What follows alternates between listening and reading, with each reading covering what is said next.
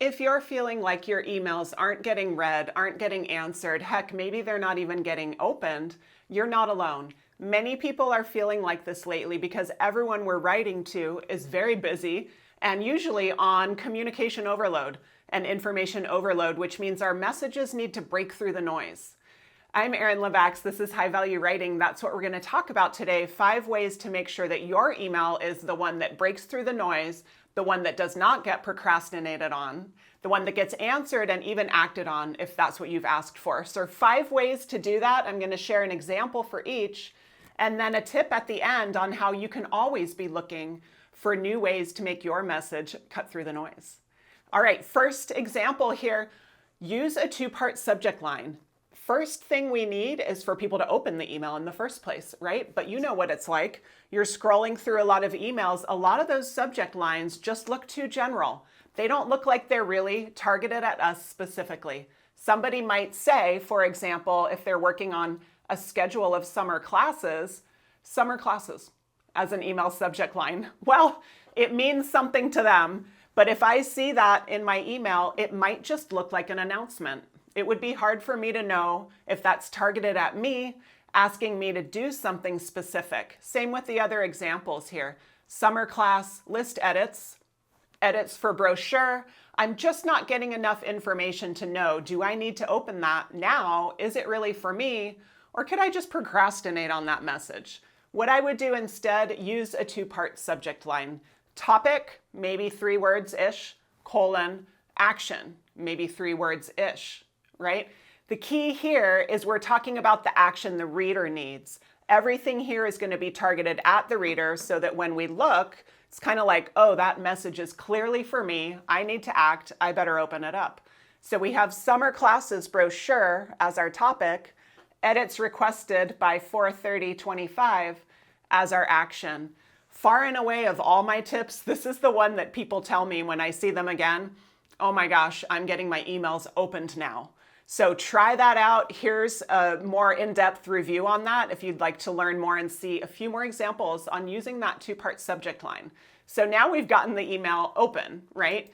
Well, now we've got to get it read. And what comes in there is scannability.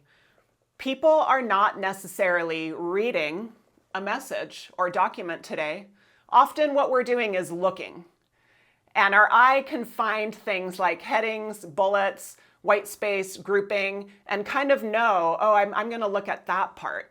But I'm probably going to ignore the paragraphs. It's just life right now. If we write like my earlier example up here, it might not get read all the way, right? There are 3 reasons I support this idea. I'm not going to read the whole one, don't worry. This first reason is that you know people are going to start tuning out. And if somebody skimmed your message, they're not going to get the important information hiding inside of that paragraph.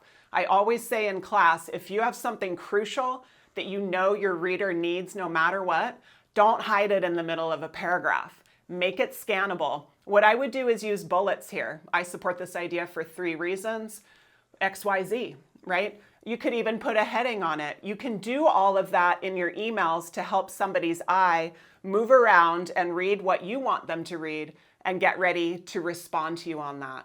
And here's a little more on making your emails scannable, which really, you use the 2-part subject line to get it open, you make it scannable, now they're reading it, right? We're halfway there. We just need them to act and respond if we've asked them to take action. For that, I would say use a 3-part call to action. If you don't have one of the 3 parts, your reader might think, I'm not really sure how to do this. I'm just going to procrastinate, or I'm just going to pick up the phone and call them with a bunch of questions, can become kind of a time suck. Easier, just include a command verb, the type of verb that sounds like, hey, do it, and a when and a where. Your where could be in person, or it could be digital, electronic, online, right? So here's a call to action that might not work so well. Make sure to order enough workbooks for the new cohort next month. That might work fine if the person knew all the information that they needed already.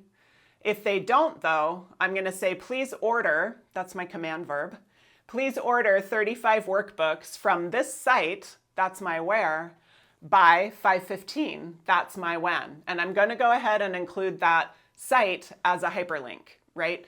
Now my reader has independence. They know where to find them, they know when to do it, they know how to do it. One more tip on that, and then there is a follow-up video here with more information on that call to action.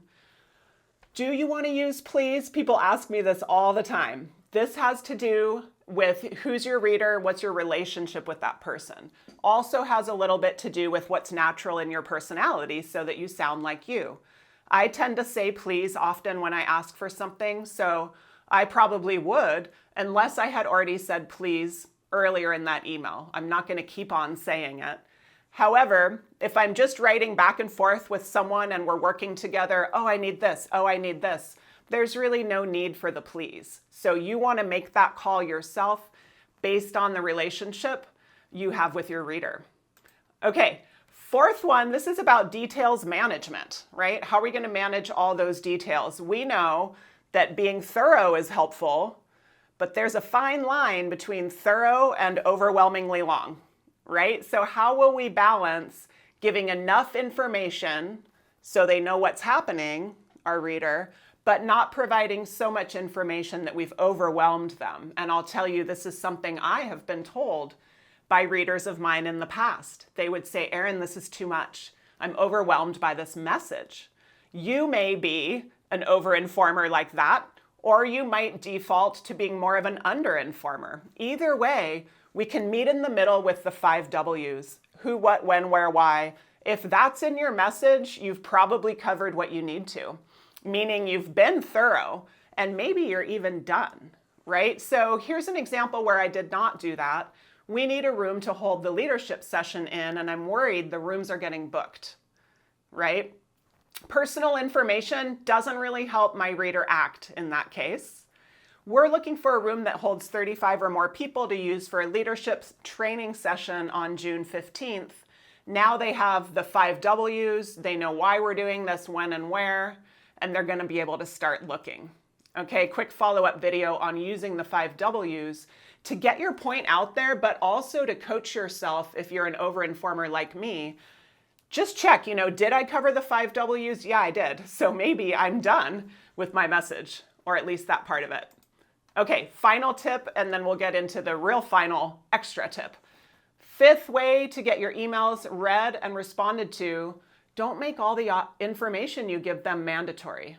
That sounds weird. What I mean here is if you're going to give someone a call to action, if you have an ask, don't put a bunch of background before it. Because what if they never get to your ask? We know not everyone is reading an entire message these days. They're mostly picking out the important parts. So keep the important parts up at the top and put additional information below that, making it then optional. All readers would have gotten your call to action at the top, and now you put the background under it in case they want more. Another great way to do optional information, hyperlinks, right? People can go read more if they want, but you haven't put all that information in your message, making it feel potentially overwhelming. So instead of please send a quote, so instead of to share some background, blah, blah, blah, and then I get to my ask, I'm going to put my ask first. Please send a quote for this, and then a paragraph below with background. They could read it, they could skip it. Either way, they would have gotten to my call to action. There's more chance that they're going to go ahead and follow up with what I was hoping they would do. Okay, so 5 ways, right? I want to add an extra tip, though, that you can be thinking about every time you read other people's emails. Watch yourself. You're a reader too. Me too. We're all readers of other people's emails. So we can look at our own behavior to learn what works in an email. So consider, when you're looking through your emails, which ones do you procrastinate on? What did that writer do? Don't do those things, right? You might notice, oh, the subject line was too general. The paragraphs were too long. There was no scannability, so I procrastinated. Well, what about emails you answer quickly and maybe even with enthusiasm? Look at what those writers did and do those things, right? Maybe they were some of the 5 tips here. Maybe they were something else. Let me know if you have other tips to share. I'm sure everyone would appreciate it. And we're all going to do our best to cut through the noise during today's age of information overload using these 5 tips. Thanks for watching.